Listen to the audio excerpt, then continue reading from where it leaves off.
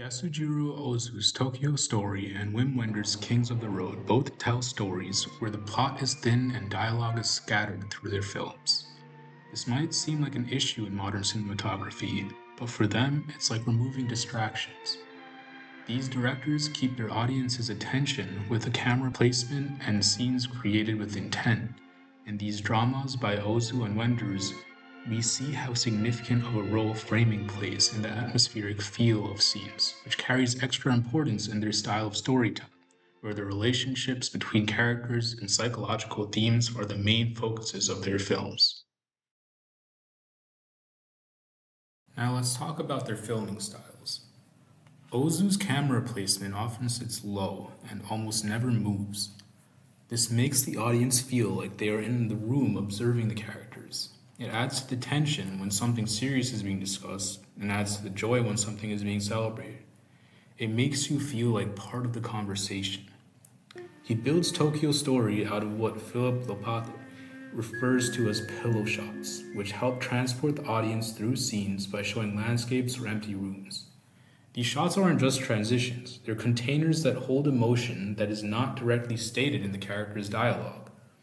These shots allow for the significance of emotions to settle after a character experiencing something profound. Ozu also utilizes scenes where insignificant activity occurs to focus on the significance of a previous event. For example, watch how the oldest son, Koichi, reacts once a telegram is received announcing his mother's passing.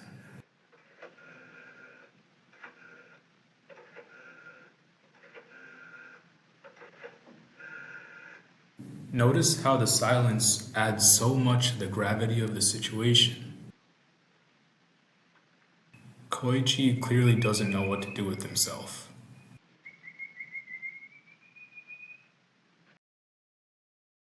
Wim Wenders is a German director who took inspiration from Ozu's filming style.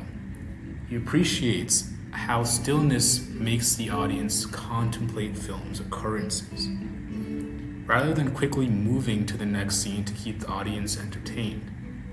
Wenders is careful about framing in Kings of the Road. He makes sure to keep the settings vast, as the two men are constantly traveling and dealing with loneliness.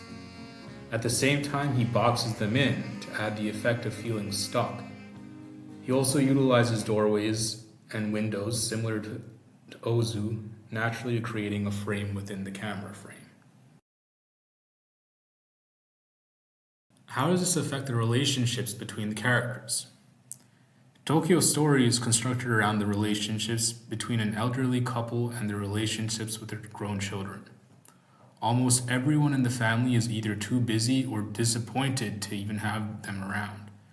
Dennis Konchak notes how Ozu makes use of this consistent pattern, where he draws out the sensation of emptiness.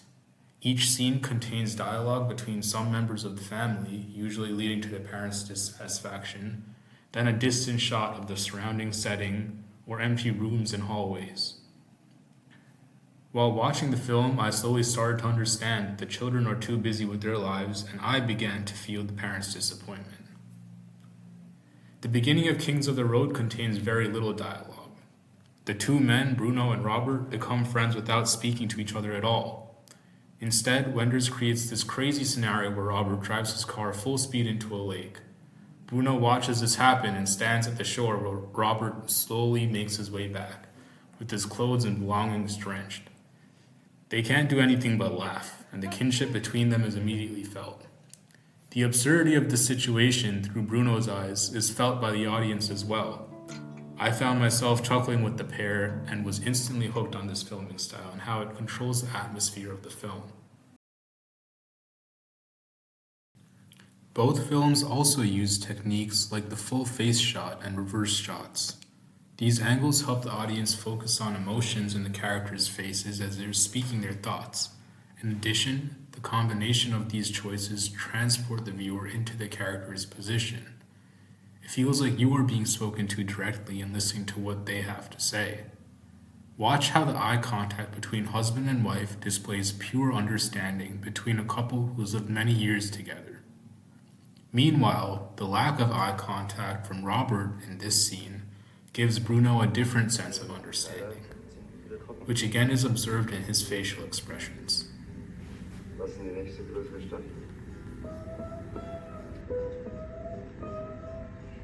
Ich komme durch Wolfsburg.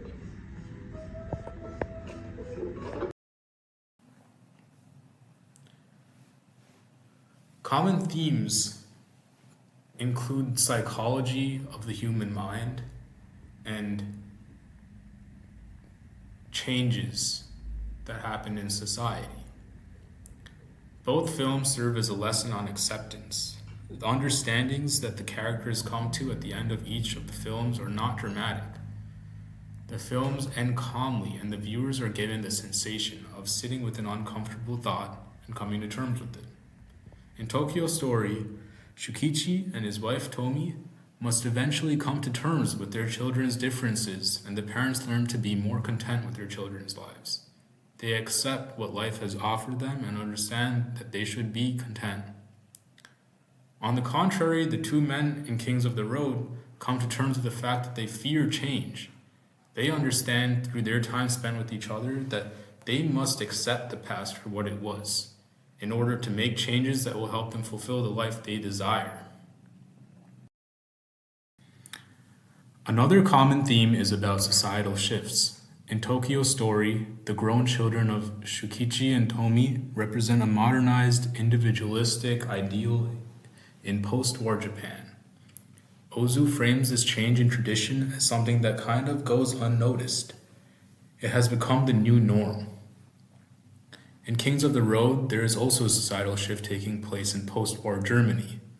In this case, it is more low-key and revolves around the deterioration of the cinemas Bruno travels to for work, as the movie industry has mostly been abandoned.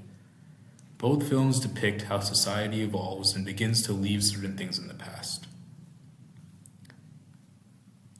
To conclude, Ozu once said that he wanted his films to explain nothing but show everything.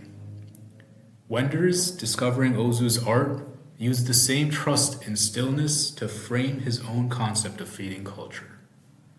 While one follows a father accepting his children's world has left him and his wife behind, the other follows a sense of fleeting culture disappearing before our eyes. Neither film resolves this loss, but instead finds comfort in acceptance.